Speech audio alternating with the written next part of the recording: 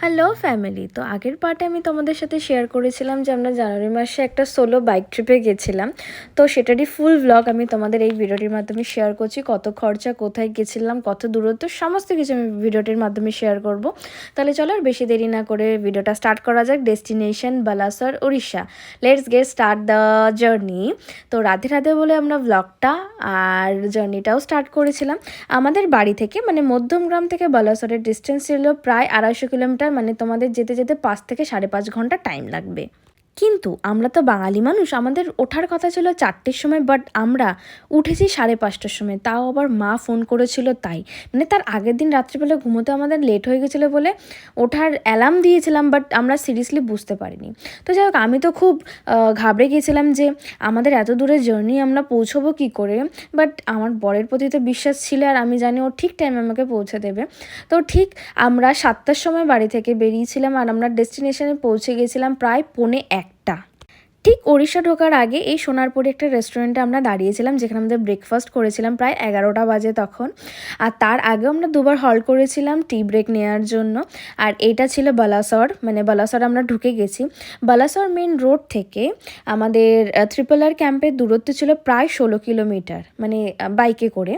তো আমাদের পুরো ট্রিপটা কিন্তু বাইকে ছিল, যেটা ছিল মানে খুব খুব খুব ভালো। মানে আমার সিরিয়াসলি প্রথমে এতটা এক্সপেকটেশন ছিল না, বাট ওর সাথে বিয়ে হওয়ার পর আমার বাইক ট্রিপটা প্রচণ্ড ভালো লাগে। যারা বাইক ট্রিপ করো তারা জানো যে কতটা এনজয়ের এটা। তো যাই হোক, মেন টপিকে আসা যাক। তো আমাদের ক্যাম্পের নাম ছিল RRR ক্যাম্প। তোমরা কিন্তু গুগলে সার্চ করে দেখতে পারো।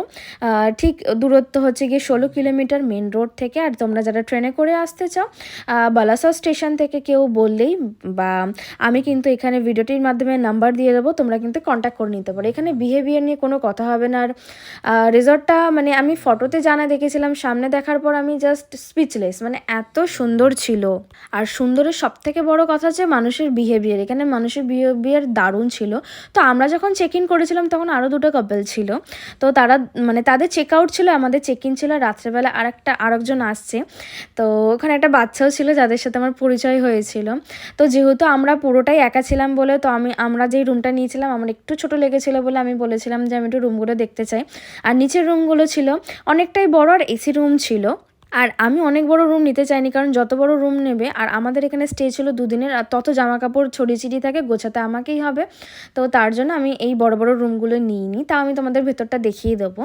তো এখানকার ভাড়া ছিল পার হেড 1600 করে, মানে 3200 টাকা করে। 2 দিনে হচ্ছে গিয়ে 6400 টাকা আমাদের এখানে ভাড়া ছিল। বাট তোমরা গিয়ে স্যাটিসফাইড হবে, কারণ বিহেভিয়ার, খাওয়ার দাওয়ার নিয়ে তোমরা কোনো অবজেকশন দিতেই পারবে না।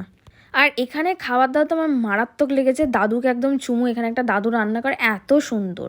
তো আমি তোমাদের বললাম RRR ক্যাম্প থেকে বিচের দূরত্ব মাত্র 5 মিনিট। সেটা আমি তোমাদের দেখিয়ে দিচ্ছি কিভাবে যেতে হবে। ঠিক এই সোজা দিয়ে বেরিয়ে বাদিক গেলেই কিন্তু আমাদের বিচ পড়ে যাবে, প্রাইভেট বিচ। যারা যারা তোমরা বকখালিতে গেছো, ঠিক ওরকম টাইপেরই বিচ, মানে তারা বুঝতে পারবে। মানে অনেকটা গিয়ে যেই জলটা থাকে, মানে পুরীর সমুদ্রের মতো নয়, বাট বিচ টাইপ, যেখানে তোমরা ভালো টাইম স্পেন্ড করতে পারো। আর সবথেকে বড় কথা, তোমরা যদি কেউ অ্যানিভার্সারি, বার্থডে বা কোনো কিছু সেলিব্রেশন করতে চাও, তোমরা কিন্তু এদের সাথে কন্ট্যাক্ট করে নিলেই ওরাই কিন্তু তোমাকে সমস্ত ডেকোরেশন করে দেবে, সেটা আবার তোমাদের বাজেটের মধ্যে। আর ঠিক এই বিচটা যাওয়ার আগে মানে এই সুন্দর একটা ঝাওয়ান পড়ে, যেটা একদম মন জুড়িয়ে যায় সিরিয়াসলি।